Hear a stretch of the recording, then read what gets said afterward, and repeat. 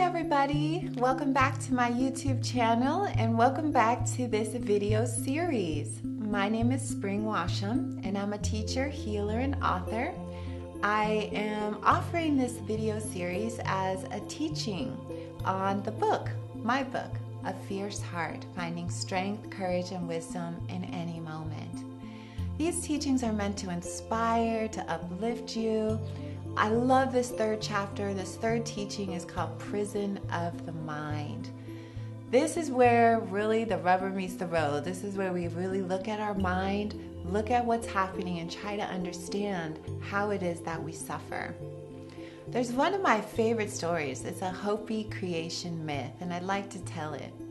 So they say one day Creator gathered all of creation, and he said, I want to hide something from the humans until they're ready for it. It is the truth that they create their own reality. And so at that time, the ego said, give it to me, I'll take it to the moon. And the Creator said, no, one day they will go there and they'll find it.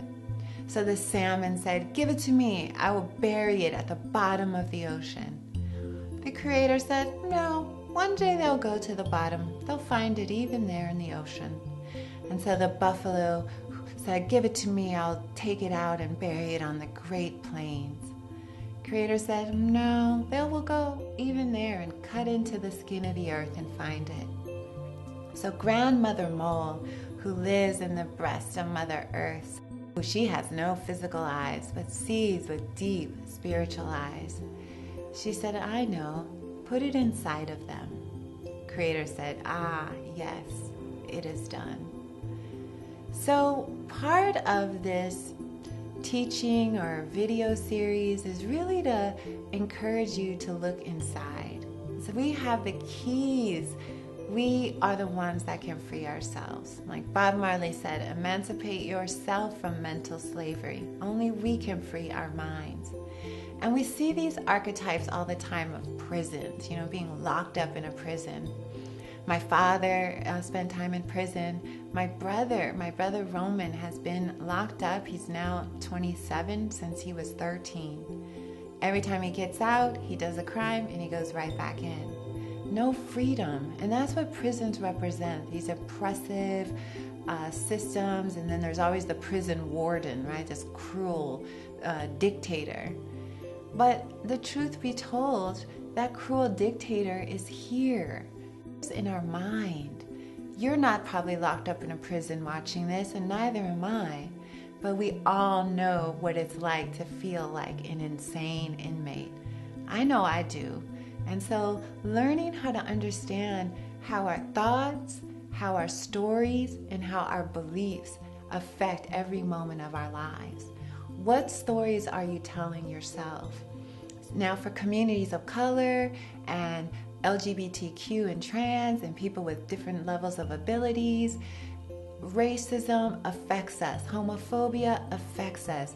What society believes also creates the prison. It creates our own narrative of who we think we are. But friends, we are so much bigger than we know. The truth can never be destroyed.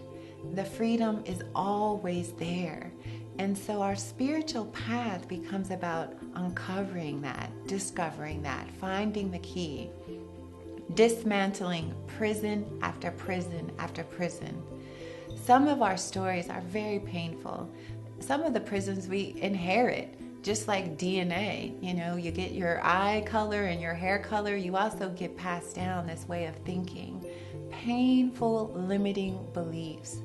It's important that you understand that to get free, you need a practice, right? If you're going to make a great escape out of any prison, you need to hone your skills. So understanding that the path of the Dharma, meditation, what it does is it helps us to see the prisons that are operating. We start to see the negative thinking, the negative beliefs, and we start to overcome that. We start to change the way that we think. Now, this is really important, and this can be done. Science is now showing us that new ways of thinking changes brain chemistry, new thoughts, new ways of believing having faith, I think, is at the cornerstone of it all. That everything that we're looking for, like the Hopi creation myth, is inside. We stop looking for the outside world to approve of us, to give us something. The power is within ourselves. Another story that I tell in this chapter is about Jarvis J Masters. Now, Jarvis has been a very big inspiration for me and a teacher who I consider very important.